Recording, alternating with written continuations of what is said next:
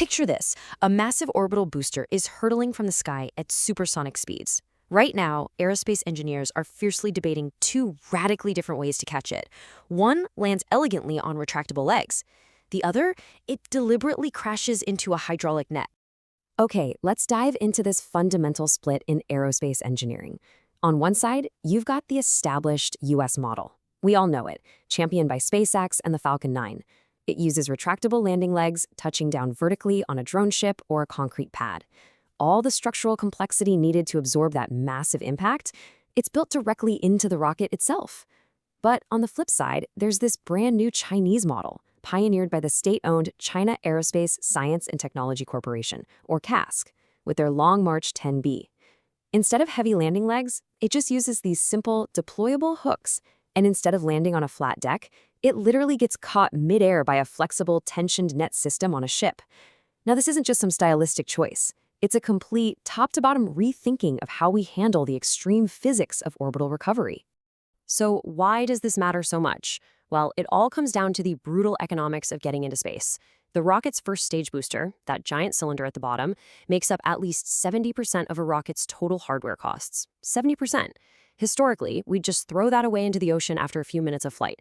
Catching and recovering that booster is basically the ultimate financial prize in modern aerospace.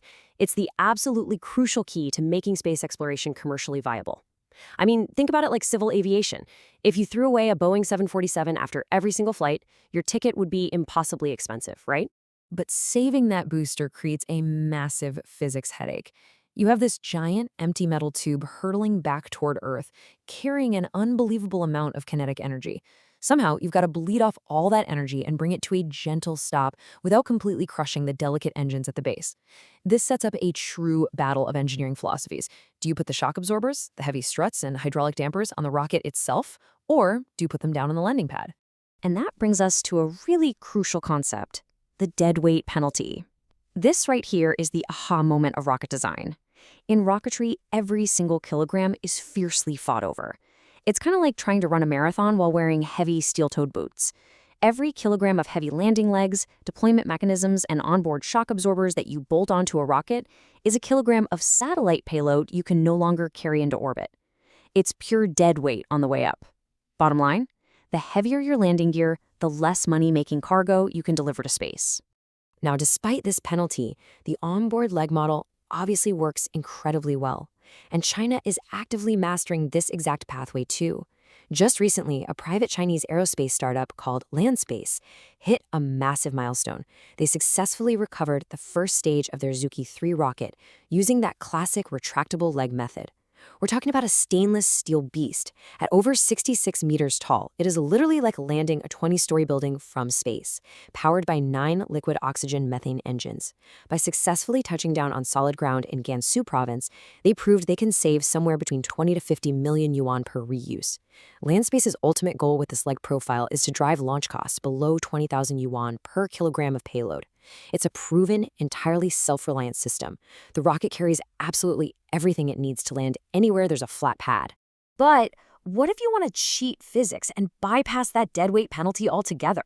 Well, let's look at an entirely different approach, the net capture sequence. This is exactly what CASC recently executed at sea with their Long March 10B booster.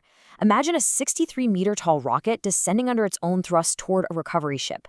But instead of unfolding these massive, heavy legs, it just deploys 4 specialized landing hooks right near its base. Down below, the ship doesn't have a flat deck. Instead, it has a flexible net platform strung with tightly tensioned cables. Those little hooks engage the cables, arresting the rocket midair. The kinetic energy isn't absorbed by the rocket's structure at all. It gets entirely neutralized by the heavy hydraulically damped net system built deep into the ship. And this brilliantly illustrates the real genius of the net capture model. It is all about shifting the burden. By moving the complex, heavy shock absorption hardware off the rocket and onto the sea platform, the Long March 10B just completely eliminates those heavy onboard struts. This drastically improves the rocket's fuel efficiency and maximizes its payload capacity. Because it doesn't have to carry its own landing pad hardware into space, this liquid-fueled rocket can haul up to a massive 16,000 kilograms to low Earth orbit in its reusable configuration. That is an enormous amount of cargo, made possible just by changing how it catches itself at the very end. So look at where we are. We have private Chinese companies mastering the American-style leg landing, and state-owned Chinese companies innovating this massive sea-based net capture. Both methods require incredible precision and billions of dollars in investment, which really begs the question, why this hyper-optimization, and why right now? Why is there such a desperate, immediate need to shave off every possible kilogram and recover every single booster? Well, the answer lies in the sheer, staggering scale of demand. China is rapidly building out low Earth orbit mega constellations to provide global, high-speed space internet. These are the kinds of networks that will dictate the future of global connectivity. Take Guowang, the national network. They're planning almost 13,000 satellites. Then there's Qianfan, or Thousand Sails, targeting 15,000 satellites by 2030, operating up in polar orbits. And Geospace is aiming for about 6,000. We are talking about tens of thousands of satellites that physically have to be ferried into space within the next few years just to meet international regulatory deadlines. You literally cannot build networks of this size using traditional single-use rockets. You'd bankrupt the programs long before they even got off the ground. The math simply doesn't work without reusability.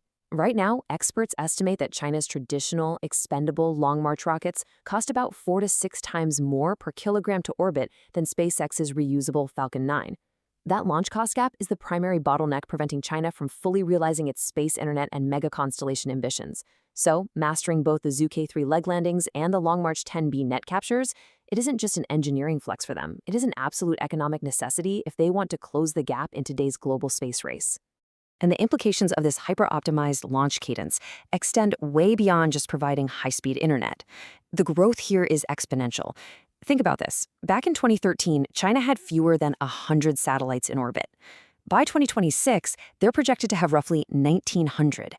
And importantly, due to the dual-use nature of space infrastructure, over 500 of those are remote sensing satellites. According to U.S. Space Command data, these are heavily networked systems capable of tracking mobile forces across the Pacific. It's a simple equation. Cheaper, faster rocket launches directly translate to a thicker, far more resilient orbital architecture. This rapid, dual-track mastery of reusable technology is actively shifting the geopolitical balance right above our heads. As U.S. Space Force General Stephen Whiting noted recently, China is moving breathtakingly fast. By aggressively pursuing both private commercial rockets that land on legs and state-backed rockets that catch in nets, they are building a highly diversified, incredibly resilient launch ecosystem, one that guarantees unprecedented access to orbit. The engineering battle lines are clearly drawn, and the sky is rapidly filling with hardware. As the world pushes deeper into this era of mega constellations, the big question remains: which physics model will ultimately dominate the multi-trillion-dollar orbital economy? Will it be the versatile, self-reliant landing leg, or the payload-maximizing, sea-based tensioned net?